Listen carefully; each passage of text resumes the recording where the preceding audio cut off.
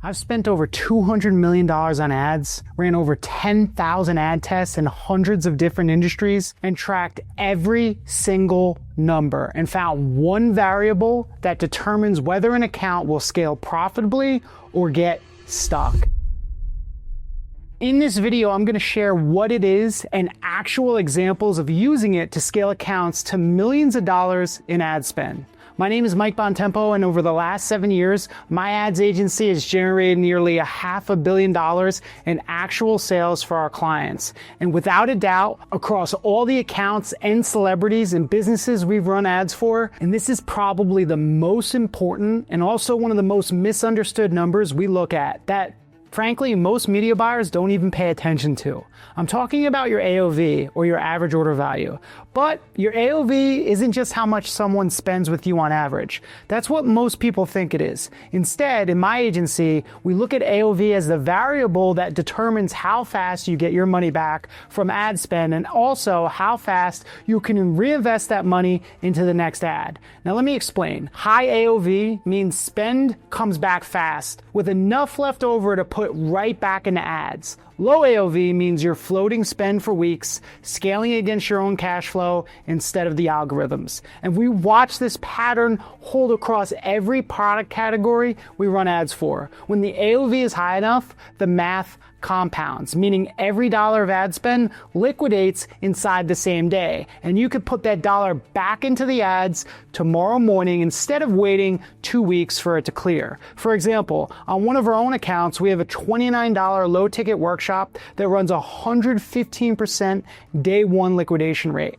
So every $87 we spend to acquire a buyer comes back as $100 the very same day, which allows us to reinvest that back straight into ads the next morning with money left over, and it compounds over and over, so cash flow is no longer the constraint. Now, most media buyers know AOV matters, but what almost none of them know is what actually controls it. And if you don't know what's driving the number, you can't move it. And that's how accounts get stuck. But what we found across 10,000 ad tests and hundreds of accounts is the variable that most consistently drives AOV in our testing isn't how many upsells you have, although that definitely helps. And it doesn't have anything to do with your product page, your follow-up emails, or anything like that. Instead, we found the biggest AOV contributor is actually the ad format itself, and specifically the length of the ad. I know that sounds crazy, but last quarter alone, we tested 402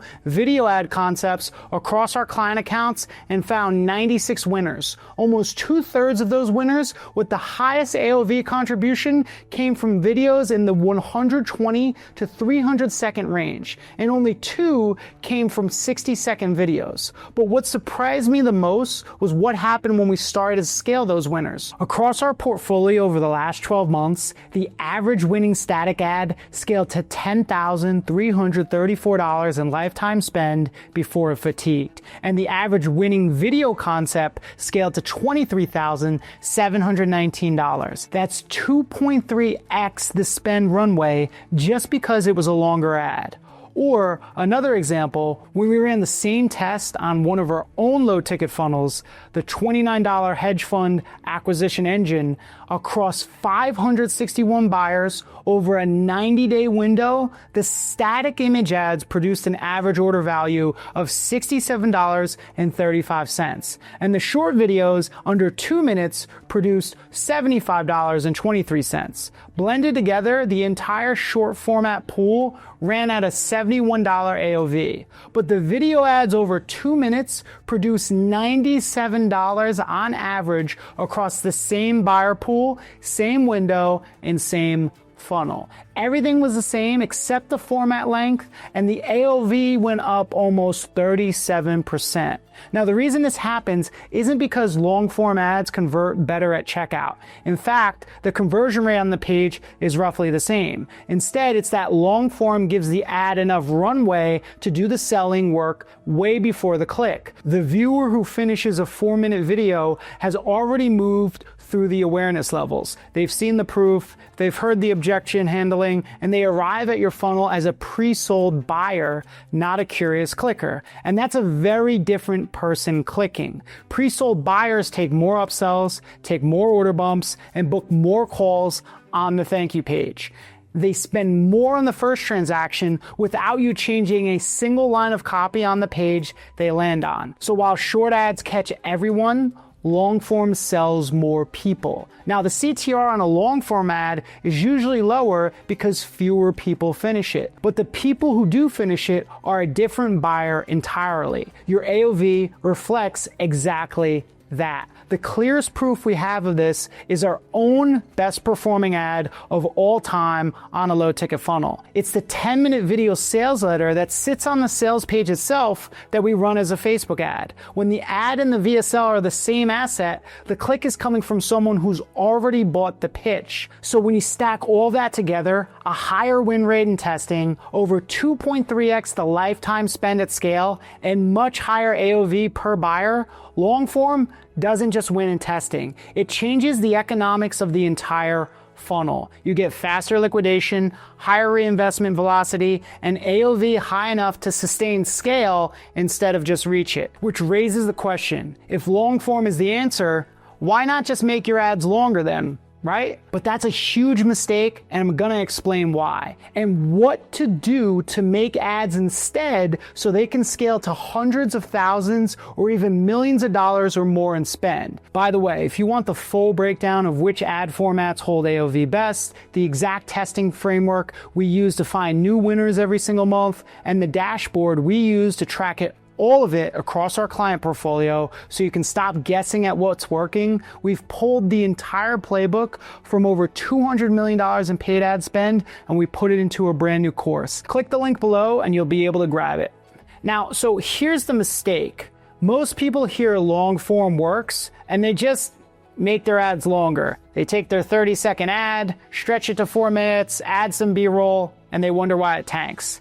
Length isn't what pre-sells the buyer. The structure inside the length is what pre-sells the buyer. A 4-minute ad with no proof stack, no mechanism, and no objection handling is just a 30-second ad that takes longer to fail. You're paying for 4 minutes of view time and getting 0 minutes of selling done. And that's why most accounts that try long form give up after 2 weeks. They make 3 long ads, none of them work, and they go right back to, their 15 to 30-second video ads, blaming the format instead of the build. But when you actually structure long form correctly, when every section has a job and every job lands in the right order, that's when you get 2.3x the spend runway and the 37% AOV lift I showed you in part 1. So let me walk you through how we actually architect a long form ad in my agency so it pre-sells the buyer before they ever click. First, before we write a single word of an ad, we always ask ourselves one question. What is our avatar's awareness level? Because that determines what we write in our ad. Now, there are 5 awareness levels we map out before writing a single line of copy. The first is unaware. The viewer doesn't know that they have the problem your offer solves. They only feel the symptom. So the first 30 seconds of your ad have to start with the symptom they're already experiencing. For example, you could write a story of someone with that symptom, or even calling out the symptom directly works too. But just know the core job of those first 30 seconds in the awareness level is to draw them into a situation they recognize and bridge them to the problem before you ever name what you sell. Now, the second is problem aware. The viewer knows they have the problem, but hasn't figured out which solution actually works for them. So the first 30 seconds start with the problem itself. You could do this at the mass level. You could do the big version of the problem most of the market shares, or at the niche level, calling out a specific version of the problem unique to one slice of your audience. Now, the third one is solution aware. The viewer has already evaluated the alternatives, tried other solutions, and ruled most of them out. So the opening of your ad has to do something different. You start with the specific reason yours works when the others didn't. and you go straight to why your approach beats whatever they're comparing you against. You can really just lead with why your brand or your approach is better than the specific brand they're currently comparing you against. Now, the fourth is product aware. The viewer already knows your product exists. They've seen your ads before. Maybe, they've watched your YouTube videos. Maybe even sat on the sales page, but they haven't pulled the trigger yet. So the first 30 seconds aren't about selling the problem or the solution anymore. They're about giving them a reason to act now. Now, there's usually one of three things: a new offer they haven't seen, a deadline that closes the window, or a piece of fresh proof that handles the last objection keeping them on the fence.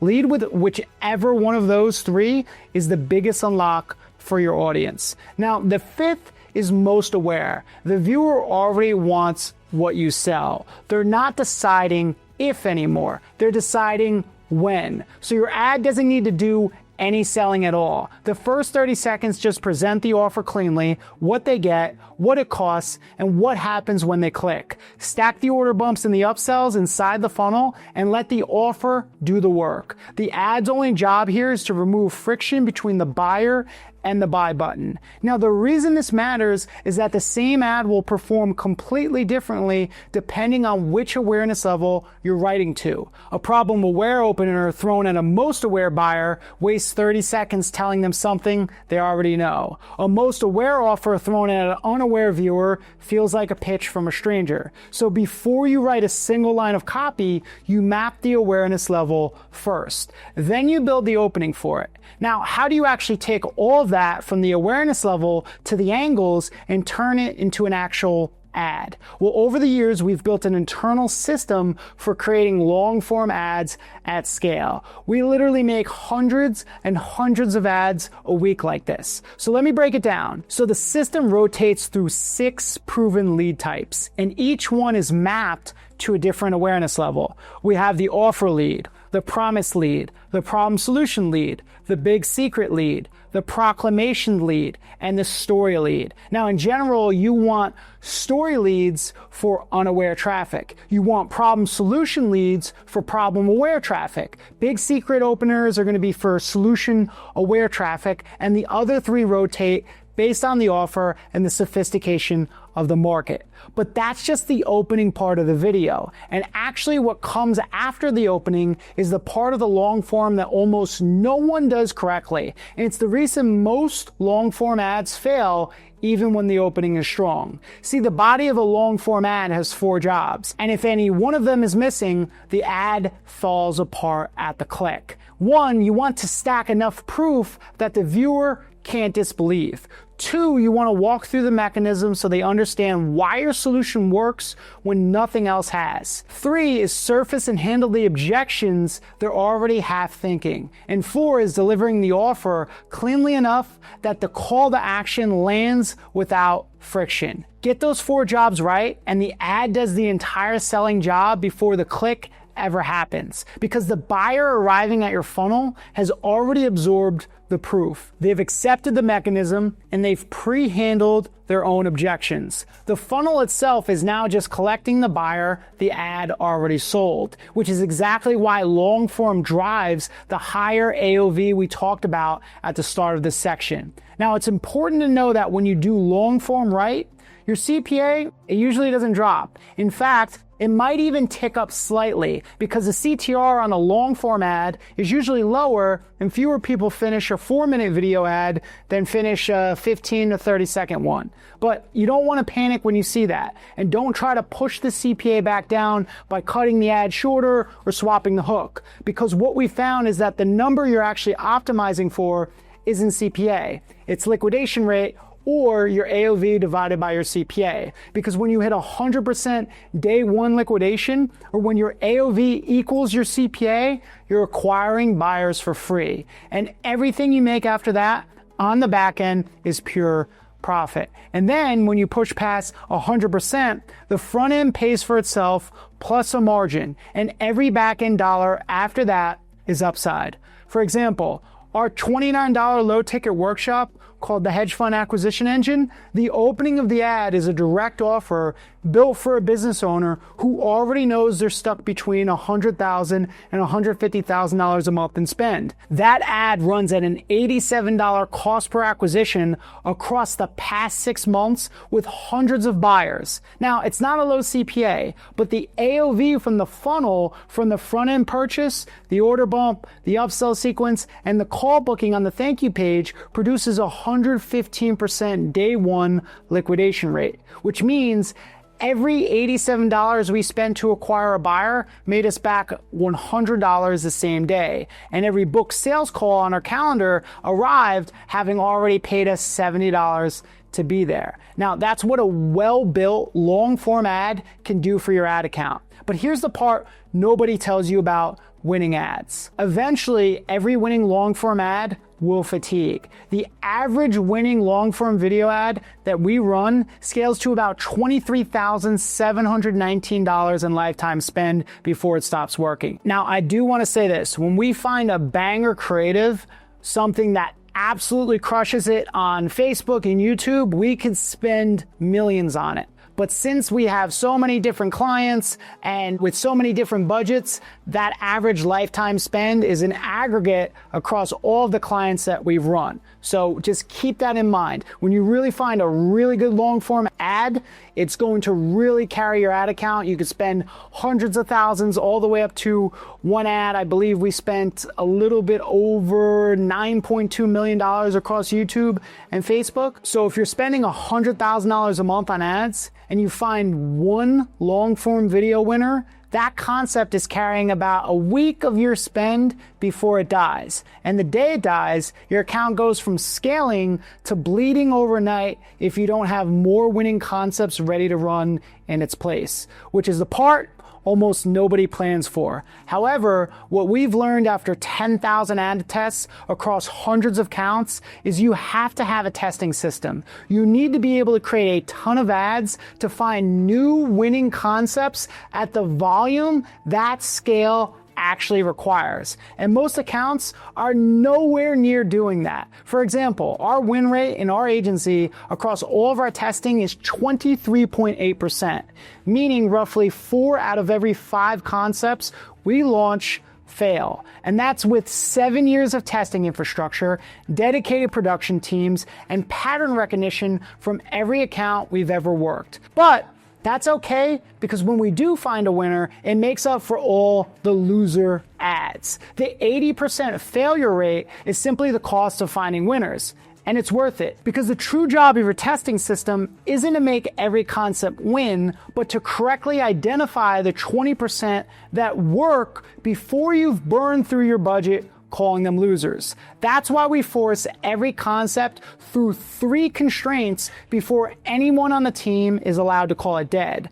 The first is the spend threshold. You have to spend enough on a concept for the data on it to actually mean something. For target CPAs under $100, that's 3.5 to 4 times the target. The multiple scales down as your CPA goes up. By the time you're at a $250 CPA target, 1.5 to 2 times is enough, because the dollar amount of the test is already big enough to give you real data. Now, the second is that the concept actually has to reach your target CPA sustained. The third is it has to hold on for 7 days in a row. Because Facebook's algorithm doesn't deliver evenly across the week, and you might have different CPAs on Sundays and the weekends versus the actual weekdays. Now, let me break this down a bit and give you an example of what this might look like for you. So let's say you want to scale a digital product to $1 million a month in profitable ad spend, and your average winner sustains about